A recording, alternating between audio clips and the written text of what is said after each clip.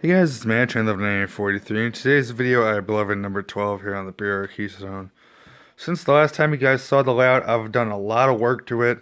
I've been rearranging some buildings and working on my upper level quite a bit, and also some other cool things. So in today's video, that's basically what it's going to be. It's going to be about layout work, so let's go and take a look.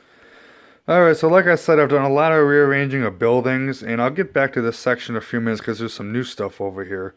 But I'll kind of show you what I got going on. So right here, this is my K-Line Ranch house, and I have almost all the fixings it came with. It came with the table, the slide, and this chair. There's also another regular chair, and there's some fencing, which I'll put along here. Here's a Lionel water tower in CSX, which I'm going to replace with a UP water tower, which has the American flag on the side and has a blinking light on top. So that's what will go in place of this. Then I have a model power house that's having an addition put on. Then here I have my MTH transfer dock. I'll get back to the upper level in a minute. Just kind of show the buildings right now. So here I have my Lionel passenger station with the lights that I added. You can see the wires there. I got a drill recently, so I was able to drill all the holes for the wires. And here's my MTH model train store. Over here, I've got some houses. That's an MTH house. That's a model power house. And then here is a MTH hobby shop building. And then back along here, I have my guitar shop. And then my two MTH passenger platforms. And also here's a model power bridge. So that's pretty cool. And then these buildings over here, I'm going to have to relocate these because some of these are too tall. Because the upper level is eventually going to be back right in here. And I want to have some buildings underneath just to give it a little variety and have some fun. But some of these buildings are a little bit too high. So, like specifically those four in the back there, I'll have to move those. But the schoolhouse could probably stay there. That's the white building over there. That's pretty cool. So, that's what I did for buildings. So as you guys can see, the layout has really changed quite a bit. And it looks really cool. You know, I wanted something over here. So, that's kind of why I decided to throw the transfer dock over there. Because originally it was right around in this area here. And I liked it back over there. I threw it back there on a whim. And I like it. So, that's where it's going to stay. So now we'll go ahead and talk about the upper level. Alright, so there's two sections of the upper level, both of which are secured down in place and they're ready to go. So the first section is this curved section right here, where the Lionel California Zephyr passenger car is. And I have the piers going into the table, and I have the tracks secured to the piers, so it's not going anywhere, which is very important. You know, you want to always secure your track to the piers and secure your piers down to the table, or at least secure the piers to the table, because then the track won't move as much. But I went the extra mile and went ahead and added the screws to the track which goes through the piers, and let me tell you, that was not a fun process, but I did it, and it's good because I want my trains to be safe. I don't want to have them break. So where this car is, this curved section here is screwed down and complete, but this piece here isn't, and neither is this pier. That pier's not secure, and then that pier's falling over. But eventually that'll be where it needs to be, and then I'll have my track go over here, and then of course it'll continue along here, and then it'll go back there, through there, and then connect over here.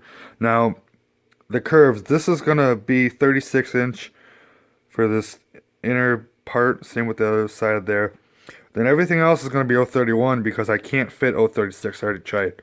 So I can't fit 36. So I'm going to have probably about a 15-inch section, which will be made of a 10 and a 5, because Lionel doesn't make a 15-inch section. It'd be smart if they did, but they don't. So I'll have that there, and then I'll start my curve, and then I'll have a little gap here for this passing siding. And then it'll just continue along back there, back over there by where the schoolhouse is. There's going to be a switch to go into that industry, and then it's going to lead back to the main line there. So there's going to be another gap there, and then it'll continue along to where those cars are. There's going to be another gap there, and then it will connect over here. So that's how that's gonna go, and it will be really cool when I start construction on it. So, like I said, it's coming along, just not there yet, but it's coming along slowly but surely here. So now we're going to talk about some new stuff because there's been a lot of new stuff added. So let's take a look. Alright, so I'm going to start over here and then work my way back. So I got one of these command control switches, and these are really, really nice switches. I like them a lot. Eventually this one will be replaced by a command switch just because I like these so much. And I have this switch, a command unit, because eventually when this upper levels here, this switch is going to be basically impossible to access. So I have it so I can just throw it with the remote and it will lead the train where I want it to go. And then right here I have one of those 1.38 inch sections with the gapped center rail. And then I have it going to the Atlas control box, and I have these three switches. Number 1 is here, number 2 is here, number 3 is back here, and it will control the power so I can shut it on and off as I want to. As eventually I can run 2 trains. I can choose between this one or that one, and I can shut the power off to the one I'm not running. So if I want to run the heritage set, I can turn the power onto that and shut the power off to this one, or vice versa. I can shut that one off and turn that one on. So that's that. Also, I got another command switch for over here because eventually, again, when this upper level's here, it's going to be a little tricky to access this area. So, which is also why I want to do all my signal work. So as you guys can see, I have a gift, and that is a MTH banjo signal and the track sensor to go with it. And both these were gifts from my friend Rich, and you guys probably know Rich by now. I go to his layout all the time, and we always have a fun time, and usually he'll give me a gift to take home. And just a couple times ago he gave me the banjo signal and the track sensor, and I've had it for about a year or so now, but I never had a place for it until now, so I went ahead and threw it over here. And as always, thanks Rich, if you're watching this, thanks for giving me the gift. It's nicely appreciated. So eventually I will wire it. I have the leads going under here just temporarily, just so that way I knew where to drill the hole for the wires. Eventually I'll pull it up and permanently wire it and wire everything else here, because none of these buildings are wired, as you guys can see, because I don't have a place to wire them right now. So eventually I'll get wire and everything else to go ahead and wire them correctly. So that will be that. And speaking of signaling, let me get back to that real quick. Eventually there's going to be block signals galore. There's going to be one over here. There's going to be about 3 in this section here for this front part of this inner track. There's going to be dwarf signals for this switch. There'll be one probably here and one probably in between those 2 piers by the caboose. And then probably right before the bridge there's going to be a signal. And then probably right about where the end of the Trainmaster remote is, over here, there'll probably be another one. And then here, there's going to be a MTH cantilevered signal, or however you pronounce it. It's the single bridge with the double heads on it. And the one side is going to be for this track, the other side is going to be for this other track. And then depending on how the switch is thrown, this one will either be red or green, and this one will be either red or green. So, and of course yellow because it's a 3 lighted signal, so it'll go from red to yellow to green. So that's that. Eventually it's going to be dwarf signals here, and then these 2 and the other dwarf signals for the other end, those will be controlled by the switches. So I'll go ahead and wire the terminals for the lights to this switch, and eventually when this is a command switch, it will be wired to this switch for the lights on that. And then here I'm going to have the MTH signal bridges. I'm going to have one here and then possibly one over here. I'm not 100% sure, but I know I at least want one over here. So that will be for obviously this track and this track as well. So that'll be that. I know it seems like a lot of signals, especially on this inner loop, having like one here, here, and here, but my layout's so small that I want to have an appearance of a big signal system, and to do it I kind of have to have my signals kind of close together, but that's that. So I really can't do much about that. And then on this back section here, going to be dwarfs for that switch, which will eventually lead into here. A couple block signals, probably about the same place where these ones will be. And then back over there for that industry, there's going to be a signal bridge, which I'm going to get probably the Lionel one. And that will be the single head bridge. And then I'll have another signal bridge on the other side for the industry, so the train knows when it can move or not move. And same with the train on the passing siding there. And then same thing over there, there's going to be dwarfs over there for the switch back where those F units are. So that'll be that. And then of course in here I'll throw signals where I can, because I don't know with this upper level where these piers are going to go, so it may be a little bit tricky, but I'll do what I can.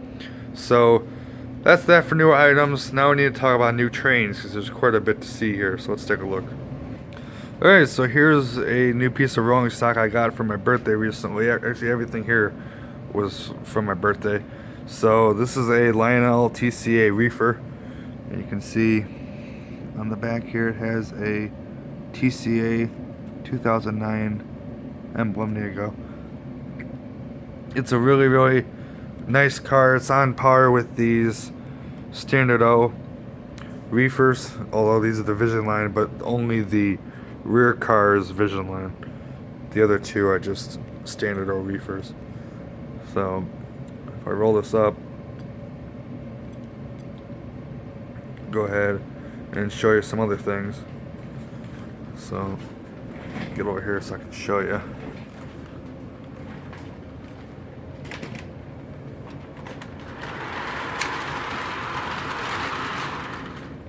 Okay. So here's a couple new cars. These are two Lionel LCCA box cars that go with the Southern Railway Heritage unit and the cars. So this right here is the Pelican, which is a double door rounded roof. See, both doors open up. Really, really nice piece. And then here is a single door version, the Tennessean, and it is a equally beautiful car, and of course different roof colors. It looks great. It's really, really nice combo there. And then here, move this train a little bit more, we have a new locomotive, and this is a Lionel Legacy Wabash Trainmaster, and this engine is just killer. I'll tell you, I really, really like this engine. It's my first Trainmaster, and I really have to say it's a great, great engine. I think it's the best one next to the new ones, and the new ones are pretty good, but this one takes the cake. Road specific dialogue, Mars light that works the correct way. It only works in forward, which I like. That looks really cool. And I think the new one has it. This one does. It has these spinning roof fans. When the smirk unit is on, these little fans actually work, which is pretty cool. They're loud, so I don't really run the smoke unit because the fans are really noisy. But it's a really, really nice engine. I like it a whole lot. I'll do a full review and a little run on it later in the video here. I'll do a little run, but I will do a separate review video on it. And one thing I will tell you though, if you have one of these, I don't know if it's like this on the new ones, but these handrails are extremely fragile. Be extremely careful with these when you're handling the engine. Just if you have one, just be careful, because I've almost broken these, so just be very careful. So that's gonna about wrap it up for this video here. Like I said, signals are going to be the next thing that come into play, and then upper level work will continue. I wanted to get these curves in here because I knew where I wanted everything, and I've been kind of working on this for a while, so I knew this is what I wanted and where it was to go. So that's that. But all this other signal work that'll get done soon. That signal here, the cantilever with the heads wired to the switch, that's gonna be the first one that I'm gonna wire. Then I'll buy the command switch for here, and then I'll wire the dwarfs to this switch, and then I can start doing this straight section and then the curves around, and that way I can work on here, have something, maybe I could put some bumpers on the end or something if I wanted to run maybe a trolley or something like that, maybe one of the MTH bump and go trolleys, I have one of those, or just something small just so I can have it operational. And then I'll continue along the back. I'll do my signals over here and here. So that will be that. So that's going to wrap it up for this video. I'm going to go and close the video up by running some trains. I'll run this, and I'll throw the heritage units on with the new cars. So that's going to wrap it up for this video, guys. Keep running them trains. I'll see you. Wabash 550, do you read me? Roger that. Wabash 550 here. Start her up and stand by. Okay, out.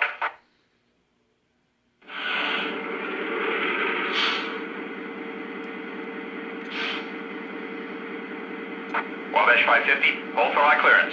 Over. Okay, waiting on that clear signal. 550 out. Wabash 550 here. Is the track still blocked? Over. 550, you may depart. Over. Thank you, sir. Clear signal. 550 out. Wabash 550 here. We are moving. Over. Acknowledge 550, out.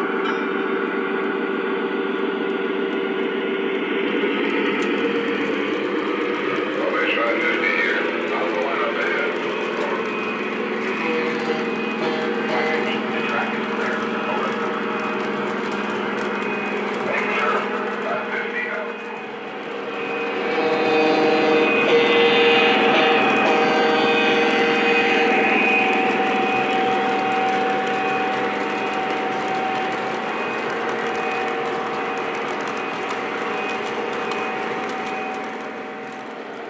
NC 1854, the track is clear. Over. Copy that. Cleared out, Bob. 1854 out. Pennsylvania 1854 here. We're moving. Over. All right, 1854, out.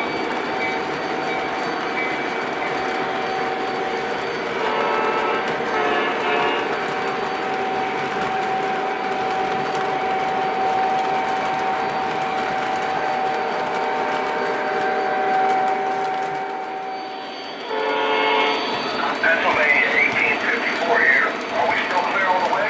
Over. Affirmative 1854, the track is clear.